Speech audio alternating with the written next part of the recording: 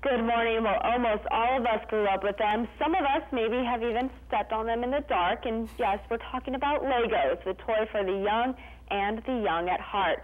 Our guest today is a Chicago architect turned Lego builder and one of the people behind the book Lego Architecture, the Visual Guide.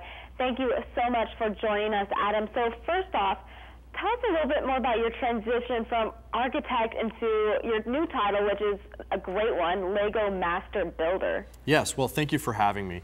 I was an architect for about 15, 20 years. I was a real architect, designing real buildings and dealing with building codes and budgets and clients.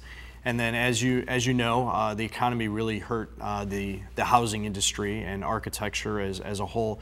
So I had to redefine my life, and about 7 years ago, I started having these thoughts of creating models out of world-famous buildings, and using the Lego brick just kind of dawned on me because it didn't require cutting or gluing, and everyone can play with it or create with it, as I like to say, and that's really how it started. So explain how your history in architecture affects the way you work today in Legos. Oh, absolutely. I mean, the background of my schooling and my education and my experience, being able to look at a structure and interpret it using the Lego bricks, having my background definitely helps me to understand what the architect was trying to achieve, because really it's a study of extracting out the essence of the form and into models that you can relate to and you can see and you can actually say, yeah, that's the Seattle Space Needle. And so really my background helps me to pull out the strong pieces of that architecture, and then with the right Lego elements, because none of these parts are custom. They're all ordinary Legos that are found in any set, and then it's just a way of how I put them together in the sequence that, in this case, brings you the Seattle Space Needle. It's absolutely amazing to see some of these works of art come to life from the little square Legos that we all built, and these sets are so impressive. Is this what you kind of break down in this book? Yeah, the book is an amazing. Basically, it's an overview of the entire process of how Lego architecture started and how I got involved and sort of piloted this new part.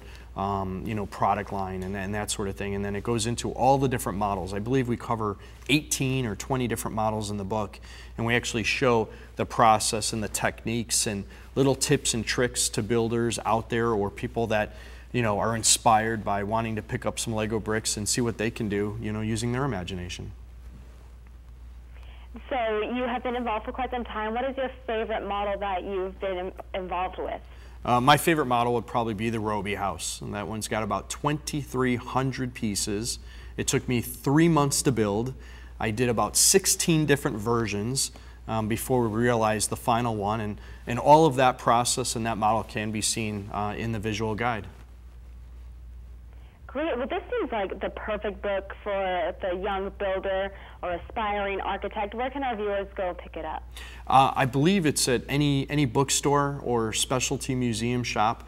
I believe Barnes & Noble carries them.